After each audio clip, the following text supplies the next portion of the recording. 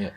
Tapi yang kita sangat harapkan sebagai pelaku bisnis adalah potensi peran Indonesia dalam the new green world ini sangat besar.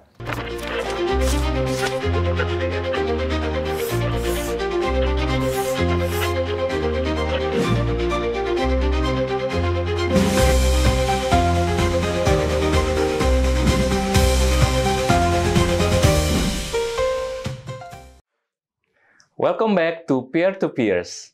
Kembali lagi bersama saya Joshua Parede, Chief Economist Permata Bank, sekaligus Head dari Permata Institute for Economic Research. Di episode kedua ini, kita akan membahas bagaimana perkembangan sektor energi di Indonesia. Saat ini, sektor tersebut menghadapi tantangan dari adanya potensi disrupsi akibat perubahan iklim yang memaksa sektor energi harus mengakselerasi penggunaan energi baru terbarukan untuk memitigasi perubahan iklim tersebut. Sementara itu, Indonesia saat ini masih sangat mengandalkan energi fosil, terutama batu bara, untuk memenuhi kebutuhan energinya. Bagaimana prospek sektor energi ini ke depan, dan bagaimana pelaku usaha melihat adanya perkembangan ini? Nah, pada episode ini kita akan membahas secara mendalam, dan kita juga sudah mengundang seorang narasumber yang tentunya sangat expert di bidang ini. Beliau adalah Direktur Utama Adaro Power, Bapak Dharma Joyonegoro. Selamat datang, Pak Dharma. Apa kabar, Pak?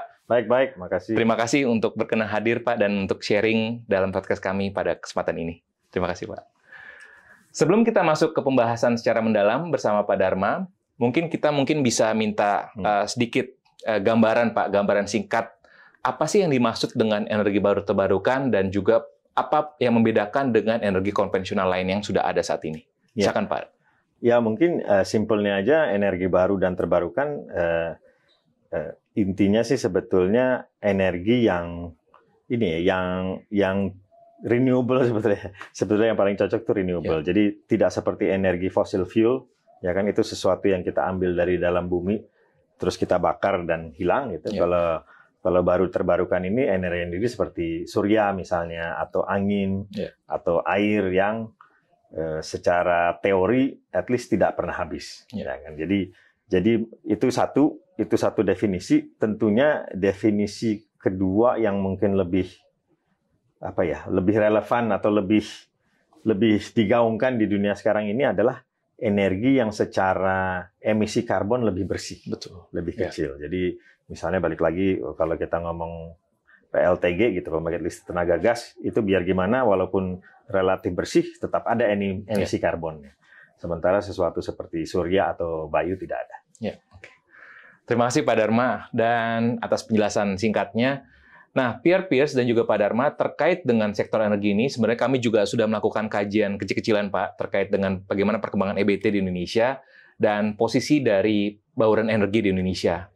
Nah, kalau kita lihat sebenarnya di slide yang ini, perkembangan data neraca energi Indonesia, perkembangan and supply dari EBT cenderung memang meningkat cukup baik ya. Kalau kita lihat di tahun 2013 di sini energi baru terbarukan itu baru sekitar 61 juta barel minyak ya. Dan di tahun 2023 ini peningkatannya sudah mencapai 246 juta barel minyak dan meningkat kurang lebih 300% dalam kurang lebih 10 tahun terakhir ini.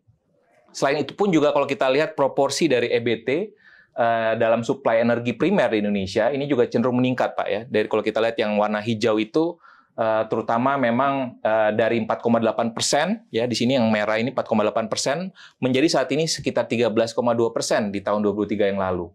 Dan kalau kita lihat lebih detail lagi Pak Dharma dan juga peers, pertumbuhan EBT pada periode tersebut memang didominasi oleh penggunaan dari biofuel ya. Kalau kita lihat yang hijau ini biofuel ini dari semenjak 2016 sampai dengan 2023 porsinya terus meningkat dan ini juga sejalan dengan penerapan B30 dalam bahan bakar diesel di Indonesia dan EBT lainnya sebagai pembangkit listrik berbasis bioenergi terutama dari kelapa sawit. Nah, di slide berikutnya kita juga melihat di sini jenis pembangkit EBT lain seperti hydropower dan juga panas bumi cenderung stagnan dalam proporsi terhadap bauran energi pembangkit listrik di Indonesia. Ya, kita lihat sini stagnan cenderung masih terbatas dari 2018 kita bandingkan dengan tahun 2023. Nah, sementara itu pembangkit berbasis surya dan angin juga relatif belum ada peningkatan yang signifikan. Ya, di sini kita lihat untuk angin sendiri masih dari 0,1% di 2018 menjadi 0,2% di tahun 2023. Ya. Dan kalau kita bandingkan dengan other renewable yang berbasis bioenergi, ini cenderung mengalami peningkatan yang cukup signifikan. Ya, kalau kita lihat di sini untuk renewable other renewable-nya, ya itu sudah dari 4,9% di tahun 2018 menjadi 8,4% di tahun 2023. Dan kita akan membahas nantinya bagaimana perkembangan menyikapi tren perkembangan dari EBT saat ini, ya dengan Pak Dharma tentunya.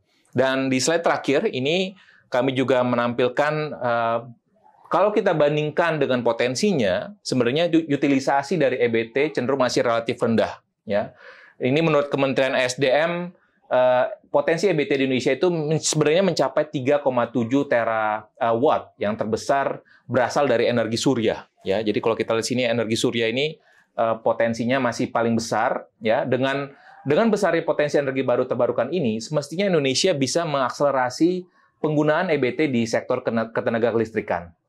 Namun kecenderungannya saat ini hanya jenis bioenergi yang saat ini cenderung berkembang relatif lebih cepat. Dan kita juga akan membahas bagaimana tantangan untuk mengakselerasi penggunaan EBT, khususnya di sektor energi ketenaga listrikan ini bersama Pak Dharma. Oke, mungkin itu Pierre-Pierce dan juga Pak Dharma sekilas bagaimana bacaan kami melihat perkembangan EBT di Indonesia dan juga landscape dari EBT di Indonesia. Mungkin kita langsung saja Pak Dharma ya untuk kita mulai diskusinya.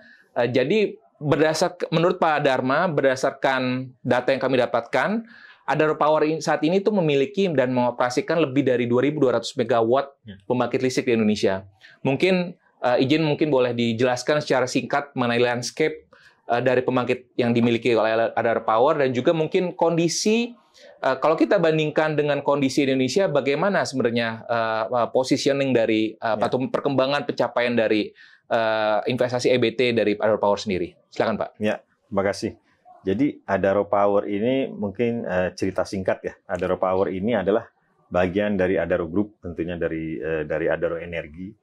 Nah, ini sebetulnya dibentuk mungkin udah lumayan lama ya, 2009-2010. Dan ini merupakan manifestasi dari visi para pemegang saham untuk mendiversifikasi Adaro. Yeah. Jadi tidak hanya perusahaan mining, tapi sebenarnya perusahaan energi. Makanya namanya dari dulu Adaro Energi. Yeah. Nah, tapi memang namanya proyek energi ini sebagai konteks saja buat teman-teman yang menyaksikan mungkin memang butuh waktu yang agak lama ya, dalam membuat gitu. Jadi tipikal pembangkit listrik tenaga uap misalnya, tipikal coal-fired power plant itu mungkin butuh waktu 4-6 tahun dari nol sampai jadi. Gitu. Jadi saat ini kami memang memiliki 2,2 gigawatt, lebih dari 2,2 gigawatt.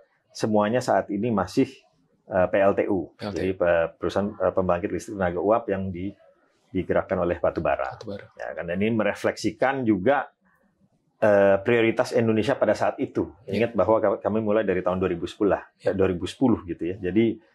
Jadi ini merupakan waktu itu PLN, pemerintah dalam kasus ini PLN masih mendorong sangat memerlukan PLTU untuk memenuhi kebutuhan listrik. Nah sekarang tentunya dengan perjalanan waktu kami juga ikut berubah nih. Jadi saat ini kami sedang menggerakkan beberapa proyek lain yang mungkin nanti kita bahas di pertanyaan berikutnya. Tapi antara lain salah satu adalah PLTB. Tadi angin kan disebut tadi cuma 0,sekian persen tuh. Saya tadi ngelihat juga agak-agak, oh ya pas lah kita kebetulan lagi membangun PLTB juga. Gitu. Jadi lagian kita sekarang punya PLTU 2,2 gigawatt, tapi kedepannya kita akan diversify ke renewable. Noted Pak. Dan kalau kita lihat dalam beberapa tahun terakhir ini, selain mengembangkan PLTU batubara, Adaro Power juga sudah mulai membangun, yang tadi Bapak sebutkan juga PLTB dan juga PLTS. Dan mungkin Pak Dharma bisa sharing ke kami bagaimana pengalaman Adaro dalam mengembangkan pembangkit listrik EBT tersebut dan seperti apa rencana pengembangan ke depannya Pak, khususnya. Ya, jadi kalau dari kami dua hal ya. Nomor satu, kami melihat bahwa perjalanan menuju renewable ini suatu keniscayaan ya, harus gitu. Suatu keharusan gitu. Mau nggak mau, suka nggak suka, dunia ini menuju ke renewable. Betul. Itu nomor satu. Nomor dua, tapi tentunya kami sebagai Adaro juga mesti mengikuti customer kami. Dalam kasus ini salah satu customer terbesar kami adalah PLN. Jadi kami mengikuti master plan-nya PLN yang biasa dikeluarkan dalam bentuk RUPTL, Rencana Usaha Penyediaan Tenaga Listrik, dikeluarkan setiap tahun. Nah, jadi sekarang kami sedang membangun beberapa hal dari sisi renewable. Nomor satu, kami membangun PLTB yang tadi saya sebut. Kita lagi membangun pembangkit listrik tenaga bayu ini 70 MW di Kalimantan. Kami juga membangun pembangkit listrik hidro di Kaltara, ya kan. Tapi kalau yang ini bukan untuk ke PLN, tapi lebih ke arah untuk mempower suatu industrial estate hijau, ya kan. Kami juga sedang mengerjakan beberapa proyek PLTS solar, ya. Nah, mungkin cerita sedikit juga. Sebetulnya kayak solar gitu contohnya. Solar itu kami sebenarnya udah menggarap dari 2018. Jadi di 2018 kita membangun suatu PLTS terapung. Dulu sempat jadi terbesar di Indonesia walaupun sangat kecil, sekarang jadi nomor 2 atau nomor 3 ya. Tapi ini menunjukkan komitmen Adaro bahwa dari dulu pun sebenarnya kita sudah memikirkan renewable, kita sudah ingin ke renewable, cuma tentunya ya kita bergerak sesuai dengan kebutuhan pasar. Nah, mungkin cerita sedikit tentang RUPTL. Ya kan, jadi PLN itu tahun lalu atau 2 tahun yang lalu mengeluarkan RUPTL. Itu mereka selalu membanggakan bahwa ini RUPTL terhijau, ya kan. Jadi di RUPTL itu sekian gigawatt, saya lupa persis angkanya, itu akan renewable. Dan sekarang ini akan ada RUPTL baru keluar nih, mestinya sih sudah keluar, cuma sedikit terlambat. Nah, ini katanya beyond greenness, jadi akan lebih hijau lagi gitu. Dan di sini, again kononnya akan ada 28 sampai 40 gigawatt pembangkit baru, di mana mayoritas akan renewable. Ya, soalnya kan mungkin terkait dengan bagaimana target net zero emission, Pak ya. Jadi kalau tadi Bapak sampaikan berarti Adaro Power akan konsisten untuk mengikuti kebijakan pemerintah ya. Kalau kita targetnya 2060 berarti Adaro pun juga akan menggunakan blueprint transisi energi juga dengan 2060 ya, Pak. Intinya Adaro 3 lah ya. Nomor 1 memang kita melihat tren dunia lah ke arah mana gitu kan, bahwa ya tren dunia ini balik lagi suka nggak suka ya menuju renewable, ya kan. Mungkin kalau sedikit menyimpang teman-teman di sini mungkin bukan hanya pembangkit listrik gitu kan, misalnya pabrik-pabrik, ujung-ujungnya dunia ini makin lama akan makin minta green products, ya kan. Mereka nggak hanya minta produk biasa, tapi mereka minta ini produk ini harus green dong, ya kan. Belum tahu kapan, bisa 5 tahun lagi, bisa 10 tahun lagi, bisa 15 tahun lagi, tapi akan menuju situ. Nah, kita sudah melihat di dunia ini sudah ada gerakan seperti itu. Bentuknya carbon tax biasanya. Ya kan, di Eropa ada CBAM, ya kan, di mana carbon tax. Jadi semua produk yang punya karbon akan di-tax sama mereka. Singapura juga sudah ada carbon tax. Jadi memang dunia menuju situ. Jadi satu, tren dunia. Dan nomor 2, kebutuhan pasar. Dalam kasus kita balik lagi, bukan satu-satunya tapi pelanggan utama kita PLN. Jadi kalau PLN mengeluarkan RUPTL yang green ya otomatis kita ngikut ya kan. Sama 3 ya pemerintah. Kita sebagai grup Indonesia ya kita selalu mendukung komitmen pemerintah. Jadi kalau pemerintah menyatakan net zero 2060 dan ini program-programnya, kita akan sebisa mungkin. Baik, betul Pak. Dan mungkin saya penasaran Pak, bagaimana sih sebenarnya perbandingan biaya pembangunan pembangkit listrik ya? Ada PLTS, PLTA, geothermal, dan juga tenaga angin di Indonesia tuh sebenarnya mana sih yang dari sisi cost ataupun investment cost-nya dia yang paling murah dan menguntungkan? Dan kalau kita bandingkan dengan bahan bakar fosil, dari sisi biaya investasinya sebenarnya dan operasionalnya, apakah memang sudah lebih udah economical price-nya sudah ketemu gitu Pak? Ya, silakan Pak. Ya mungkin kita jangan ngomong biaya investasi ya, karena biaya investasi ini agak sedikit beda-beda yang kadang-kadang susah membandingkannya. Saya ngomong ini aja, saya ngomong tarif ujungnya aja deh, LCOE kita ngomongnya, levelized cost of electricity. Nah, jadi kita kalau ngelihat secara historis, kalau PLTU, pembangkit listrik tenaga uap batubara, di Jawa yang skala besar, itu kisarannya kira-kira 5-7 sen per kWh, per kilowatt hour. Nah, kalau sekarang, saya kasih 2 contoh yang faktual aja.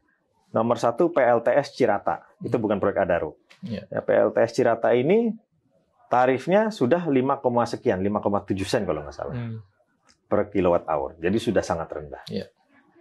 Proyek Adaro yang PLTB yang 70 megawatt juga kisarannya 5, sekian sen. Ya. Jadi kalau kita melihat dari sisi levelized cost of electricity, beberapa renewable, namely surya dan bayu, sudah sangat rendah. Ya kan?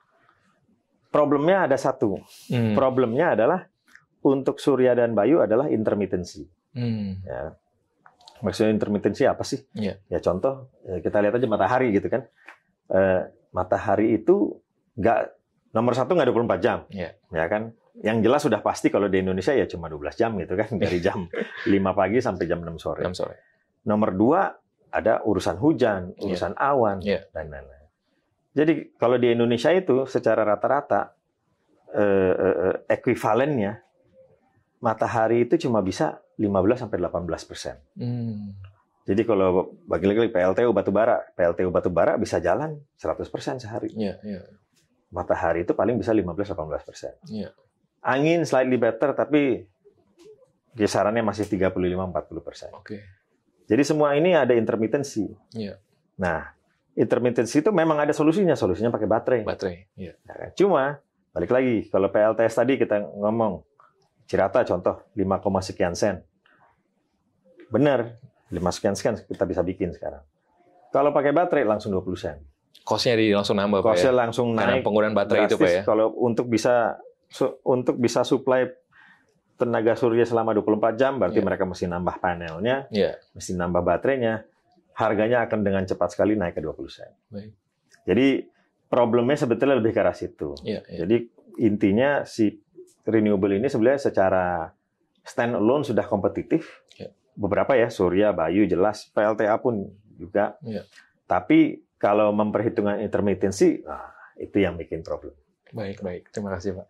Dan kalau kita bandingkan, Pak, dari sisi harga jual listrik IPP BT ke PLN, seperti apa sih sebenarnya mekanisme pembentukan harganya, Pak, dari harga jual listrik IPP ini kepada PLN, khususnya untuk IPP IBT, dan apakah memang saat ini harga jual listrik IPP IBT ke PLN ini menarik untuk investor untuk membangun pembangkit listrik terbarukan, Pak? Nah, jadi gini, kalau ke PLN sebenarnya simple, pembentukan harganya adalah proses tender. Kalau IPP ke PLN itu kan rata-rata proses tender yang transparan, jadi ya pembentukan harganya di situlah. Nah, problemnya sedikit di renewable adalah nomor 1 karena sangat banyak yang tertarik, jadi banyak sekali yang masuk sehingga biasanya return-nya tidak terlalu menarik. Ya kan? Nomor 2, walaupun of course this is case by case basis. Ya kan? Nomor 2 adalah masalah skala, masalah size. Lagi kita ngomong PLTB saya tadi 70 megawatt. Ya kan? Dulu saya bikin PLTU 2000 megawatt. Ya, pusingnya sama-sama, tapi yang satu 10 kali lipat gitu kecil, kan. Pak, ya. Jadi problemnya di situ. Ya nggak apa-apa juga sih ya, itu sebagai bagian dari bisnis lah. Tapi yang kita sangat harapkan sebagai pelaku bisnis adalah semoga RUPTL baru ini secepat keluar, ya kan? Semoga dengan transisi pemerintah ke pemerintah baru kita bisa melihat strategi untuk menuju EBT ini bagaimana dari pemerintah baru, dan kita siap membantu. Intinya begitu sih. Baik.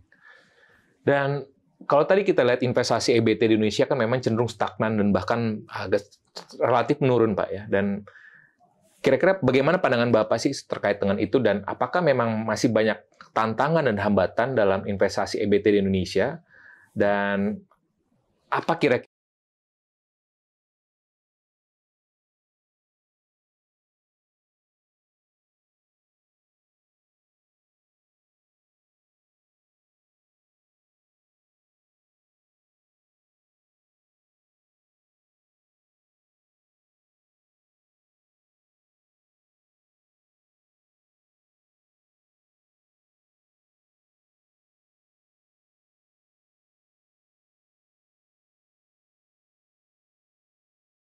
Saya punya PLTB 70 megawatt. Ya.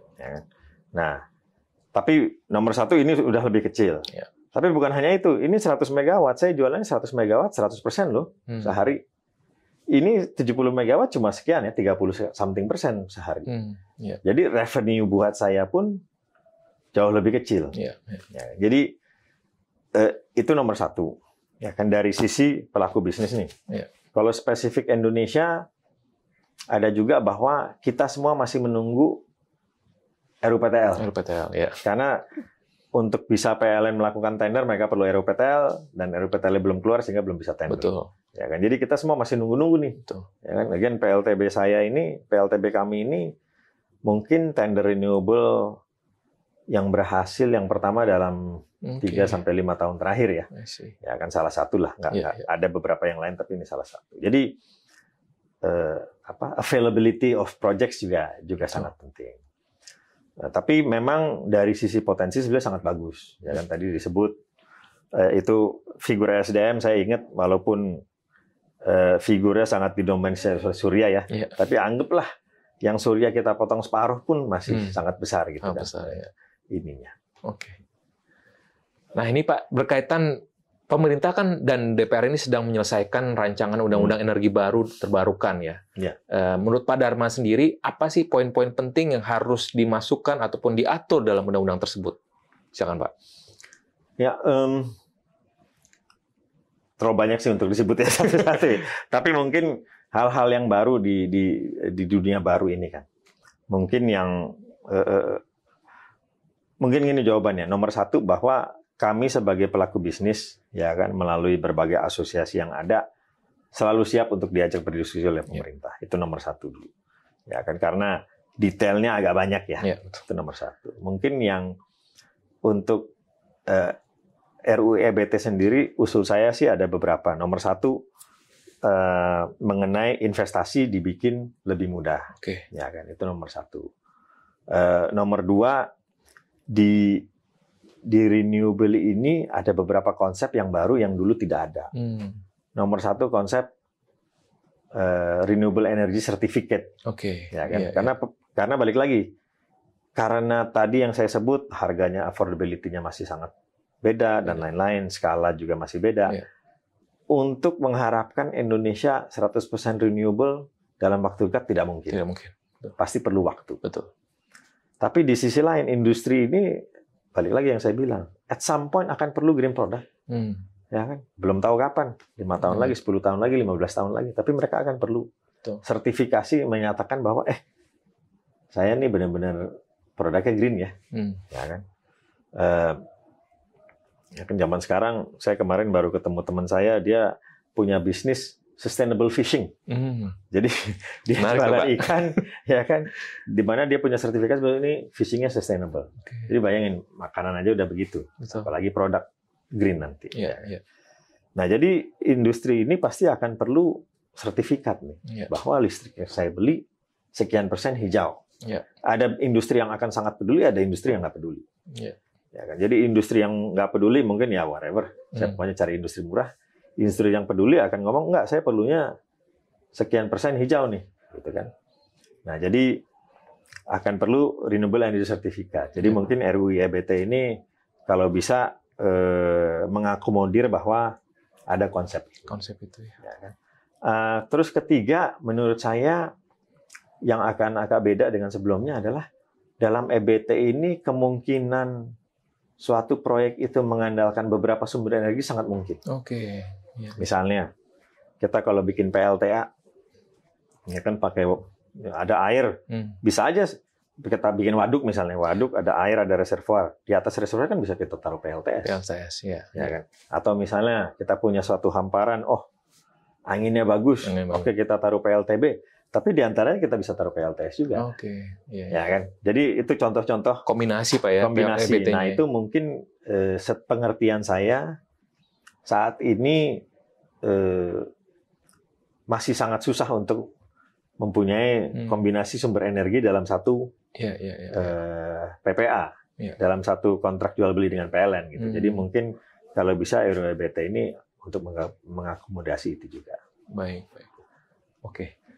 Dan mungkin yang salah satu poin yang tadi jadi sorotan adalah soal pengaturan tingkat komponen dalam negerinya Pak, TKDN ya. Dan apakah sebenarnya menurut Pak Dharma masalah TKDN ini menjadi penghambat untuk pengembangan EBT, khususnya PLTS, Pak? Dan apakah memang ada rekomendasi Bapak sendiri untuk TKDN untuk terkait dengan pengembangan EBT ini? Ya. Jadi kalau TKDN, balik lagi posisi kami adalah kami siap mendukung, ya kan, siap mendukung komitmen pemerintah. Tapi memang TKDN ini sebetulnya dua hal. Nomor satu masalah komitmen, nomor dua adalah masalah telur dan ayam, ya kan. Dalam arti saya nggak bisa, misalnya nih orang banyak komplain, saya nggak bisa bikin dengan TKDN karena industrinya belum ada, industri pendukungnya belum ada. Tapi industri pendukungnya nggak akan pernah ada sampai ada TKDN proyeknya, betul. Ya kan. Jadi ayam dan telur nih mana yang duluan gitu kan. Jadi itu nomor satu mesti didobrak dulu. Nah nomor dua masalah komitmen. Suka nggak suka namanya TKDN. Kalau udah ngomong TKDN, kemungkinan besar harga komponennya pasti lebih tinggi daripada bukan TKDN. Kalau bukan TKDN. Iya. Suka nggak suka mau nggak mau. Betul. Minimum di tahun-tahun pertama. Minimum, ya kan. Contoh aja biar gampang. Kita ngomong PLTS lagi. PLTS itu kalau di Cina pabriknya 10 gigawatt. Jadi dia punya economy of scale yang sangat besar. Kalau di sini ini dengan proyek yang tadi saya sebut, kita lagi berusaha meyakinkan para manufaktur ini membangun 1 gigawatt di sini. Ya kan, anggaplah kita berhasil 1 gigawatt, tetap 1/10-nya kan. 1/10 dari China. Jadi otomatis economy of scale dan lain-lain otomatis ada efeknya lah. Jadi biar gimana nih pasti lebih mahal dari China. Iya, betul. Jadi balik lagi masalah komitmen. Komitmen yang mana duluan nih Pak? TKDN duluan atau lowest tarif duluan nih? Ya kan. Kita bisa memenuhi TKDN tapi mesti sadar ada konsekuensinya. Akan ada slightly higher tarif at least untuk beberapa tahun pertama. Setelah itu sih mungkin bisa sama, tapi at least untuk beberapa tahun pertama. Intinya juga perlu transisi Pak ya, berarti yang jangan langsung fully TKDN, kita mungkin perlu adaptasi dengan peralatan ataupun infrastruktur yang bukan TKDN juga kali Pak ya. Iya, jadi I think balik lagi dua hal. Nomor satu adalah TKDN bisa, tapi kita harus siap dengan konsekuensinya. Ya. Nomor dua adalah masalah ayam dan telur nih, mesti diberesin dulu. Ya kan, mungkin balik lagi perlu transisi. Oke deh. Ya, yang saya rasa pemerintah sekarang juga udah melakukan ya, bahwa untuk setahun 2 tahun pertama saya kasih bebas ya TKDN atau saya kasih lebih rendah TKDN. Tapi setelah itu harus, ya kan. Nah, dengan harapan setahun 2 tahun pertama ini karena proyeknya banyak orang pada bikin di sini, gitu kan. Jadi memang perlu ada transisi, setuju. Tapi balik lagi nomor 2 hal itu menurut saya komitmen dan ayam dan telur. Ayam telur tadi Pak. Oke Pak, jadi kami melihat sebenarnya saat ini co-firing batubara dan juga biomas itu juga sudah banyak dilakukan di Indonesia. Termasuk juga kalau saya tidak salah di Adaro Pak. Dan menurut pandangan Bapak, bagaimana perkembangan sistem co-firing ini? Ya, apakah memang sistem ini bisa menggantikan batubara secara keseluruhan atau bagaimana Pak? Nah, saya jawab co-firing terus saya merembet ke satu hal lain. Tapi co-firing ini sesuatu yang menarik, terus terang kita juga lagi melakukan. Jadi co-firing itu maksudnya adalah tadinya kita biasanya bakar batu bara 100%, ini akan dicampur sekian persen dengan bahan lain, biasanya wood chip atau something yang lain. Nah ini kita lagi melakukan, kita terus terang melakukan di salah satu PLTU kita di Kalimantan. Tujuannya sebenarnya 2. Nomor 1 dari sisi co-firing itu sendiri, kita mau mengurangi emisi karbon kita. Tapi nomor 2 juga dari sisi pemberdayaan masyarakat. Karena kalau kita melakukannya bukan hanya wood chip, kita juga ingin melakukan dengan sampah. Jadi sampah masyarakat kita bekerja sama dengan Pemda diolah untuk dimasukkan ke boiler kita untuk dibakar. Nah ini banyak tantangan teknis, ya boilernya mesti agak spesifik, cara memasukkan ke boiler dan lain-lain, perlu modifikasi dan lain-lain. Tapi ini sebetulnya sesuatu yang sangat menarik, nomor 1. Nomor 2 juga yang saya mau agak kaitkan dengan sampah.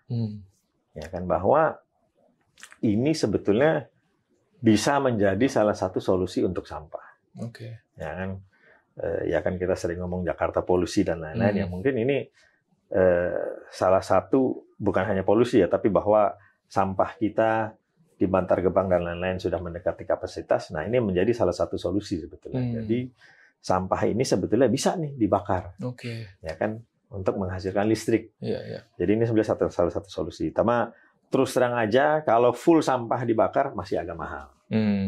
Nah, jadi ini juga mungkin bisa menjadi perhatian bersama ya dari pemerintah dan dunia bisnis. Mungkin ini sesuatu yang bisa kita lihat untuk bisa menghasilkan listrik yang mungkin nggak terlalu mahal, tapi juga bisa membantu mengurangi problem sampah kita. I see. Oke, menarik Pak.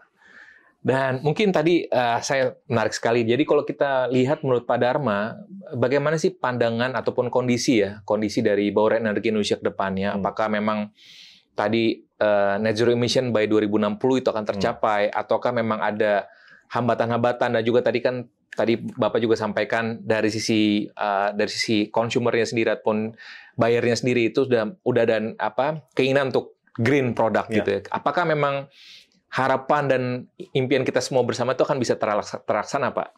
Ya. Kalau net zero by 2060 sih menurut saya harus bisa. Harus bisa. Ya kan? Dan bukan masalah opini pribadi atau apa ya. Kalau saya ngelihatnya lebih ke arah Indonesia ini kan again mau nggak mau berkompetisi dengan negara lain. Ya kan? Pak Joshua kan ekonomis, lebih tahu dari saya gitu kan. Jadi Indonesia menurut saya net 2060 ya harus. Kalau enggak takutnya kita ketinggalan dari negara lain. Itu menurut saya, kalau saya 2060 itu. Tantangan banyak. Ya kan? Bagaimana caranya? Balik lagi tadi kita udah ngomong, renewable itu saat ini, dan jangan salah ya, kita sangat ingin renewable. Adaro sangat ingin renewable. Cuman kita juga mesti menyadari bahwa renewable saat ini belum bisa menggantikan sepenuhnya sumber energi yang lain. Baik secara availability, ya kan? Balik lagi, PLTS itu cuma tadi kita sebut 15-18%. Bayu cuma 30-35%. PLTA bisa, cuma PLTA sumbernya nggak banyak. Biasanya terpencil. Jadi dari sisi availability sama dari sisi affordability. Ya kan, balik lagi, kalau pakai baterai akan sangat mahal. Jadi transisi ini pasti perlu transisi. Transisi ini berapa lama dan lain-lain, nobody knows, Pak. Nobody knows at this point. Ya, kita bisa nebak-nebak, but who knows? Right? Memang kalau kita lihat tren harga PLTS itu sangat menggembirakan ya. Kalau di kurva tuh kurvanya benar-benar begini. Cuma pertanyaannya adalah, ini kurvanya terus turun atau flattening nih, ya kan? Itu yang kita nggak tahu. Ada sumber-sumber energi lain, ya kan? Kalau ngelihat rencana pemerintah 2060 net zero itu, ini rencana pemerintah ya, bukan rencana saya. Rencana pemerintah itu ada tuh bahwa setelah 2050, kalau untuk mencapai 2060 net zero, berarti setelah 2050 mereka mesti mulai memberikan teknologi lain. Seperti nuklir dan lain-lain. Nah, jadi nuklir apakah bisa diterima, apakah teknologinya nanti sudah bagus, itu semua yang kita belum. Jadi tantangan banyak. Baik. Tapi menurut saya 2060 harus. Nah, kalau dari sisi bisa dipercepat atau enggak, menurut saya bisa. Tapi masalah duit. Ya kan. Jadi ini mungkin di sini di mana dialog dengan negara-negara maju dan lain-lain yang sudah pemerintah lakukan, mungkin kita harus bantu gitu ya. Bahwa ya tolong dong negara maju, kalian kan sudah menikmati. Ya kan, kalian sudah menikmati bisa bakar batu bara selama ratusan tahun. Kita baru berapa? 50 tahun kali nggak nyampe gitu kan. Jadi tolong dong bantu kita untuk kita bisa berubah ke renewable lebih cepat. Jadi itu poin kedua. Poin ketiga, kalau dari sisi pelaku bisnis sih ya, menurut saya ini potensi yang sangat bukan main. Ya kan, ini sesuatu dunia baru, ya kan, sesuatu dunia yang menarik, dunia yang juga masih banyak ketidakpastian, tapi di ketidakpastian itulah opportunity. Betul. Ya kan? Jadi kita tahu nih, kita semua mau ke Bali, ya kan? Analoginya tuh kita semua mau ke Bali. Cuma ada satu orang naik pesawat, ada satu orang naik bus, ada satu orang naik ferry dan lain-lain. Kan jadi ini sesuatu yang sangat menarik, potensinya sangat besar. Tadi udah disampaikan Pak Joshua. Cuma ya bagi pelaku bisnis ya tugas kita yang mendukung pemerintah, tapi juga sambil juga mencari celah bisnis yang menguntungkan. Dan mungkin juga harus ada komitmen bersama, Pak ya. Tadi kalau misalkan hanya beberapa pelaku saja yang memikirkan transisi juga, karena kalau kita lihat sebenarnya kan, bagaimana menurut Pak Dharma ya kan banyak pandangan mengatakan bahwa green economy ini adalah sebenarnya sumber pertumbuhan ekonomi yang baru buat Indonesia. Bagaimana pandangan dari Pak Dharma? Oh, benar banget. Menurut saya sih inilah menurut saya potensi peran Indonesia dalam the new green world ini sangat besar. Ya kan, beberapa aja, again faktual kita ngomong. Indonesia mempunyai cadangan sumber daya nikel salah satu terbesar di dunia. Ya kan? Kita punya 25% loh. Iya, betul. Cadangan nikel or something, ya kan? Nikel ini saat ini sangat diperlukan oleh baterai. Betul. Ya kan? Baterai ini juga ada beberapa ya, baterai untuk mobil listrik EV, baterai buat yang tadi renewable ya kan, buat PLTS, buat ini. Jadi nomor satu ini. Nomor dua, balik lagi aluminium. Ya, ini yang Adaro lakukan. Adaro juga lagi membangun aluminium smelter. Kenapa? Karena kita percaya aluminium ini adalah metal yang sangat diperlukan. Mobil listrik itu memakai 30% aluminium lebih daripada mobil biasa. Kenapa? Karena mereka perlu ringan. Karena dengan ringan baterainya jadi lebih efisien. Jadi, kita punya sumber bauksit yang tinggi. Nomor tiga, mau nggak mau ngomong net zero pasti ngomong carbon capture, ya kan? Nah, carbon capture ada dua nih, ada secara teknologi kita masukkan, ada CCUS, ada CCUS, ada melalui hutan produksi, ya kan? Carbon sink basically kan. Nah, Indonesia punya potensi di dua-duanya. Masalah hutan, karbon jelas kita punya, ya kan? Bahkan carbon forest ini salah satu terbesar ada di Indonesia. Ya. Terus carbon capture kita punya banyak basin, ya kan, yang dimana kita bisa injek karbon. Jadi potensi Indonesia di dunia ekonomi ini menurut saya sangat-sangat besar. Ini menurut saya bisa jadi stepping stone Indonesia nih untuk menjadi negara yang super maju. Terakhir Pak Dharma, jadi dukungan seperti apa sih sebenarnya yang Bapak harapkan dari pemerintah untuk tadi mensupport dan juga mengakselerasi transisi energi khususnya khususnya di sebagai pelaku industri, Pak? Mungkin bagi saya nomor satu balik lagi, potensi ekonomi hijau ini sesuatu yang sangat atraktif, baik untuk Indonesia maupun buat pelaku bisnis. Itu nomor satu dulu. Nah, dukungan apa? Balik lagi, dukungannya sih seperti biasa lah. Mudah investasi, ya kan, mudah berbisnis, ya kan, aman berbisnis, sebenarnya kan itu aja. Betul. Nah, mungkin yang saya ingin tekankan adalah pentingnya dialog antara pemerintah dan pelaku usaha melalui asosiasi atau apapun itu. Menurut saya sudah berjalan cukup bagus, cuma semakin ditingkatkan semakin baik. Karena ini dunia baru ya. Ada aja yang baru gitu kan. Tadi kita ngomong ada renewable energy certificate lah, ada jenis sumber energi yang hybrid lah. Jadi ini sesuatu yang baru. Kalau di list satu-satu kelamaan, kita bisa di sini berjam-jam. Tapi yang penting dialognya terus berjalan. Dari sisi pelaku usaha, kami sangat-sangat ingin kok dan sangat-sangat siap. Ya kan. Jadi mari kita berdialog dan bekerja sama untuk menuju dunia yang baru.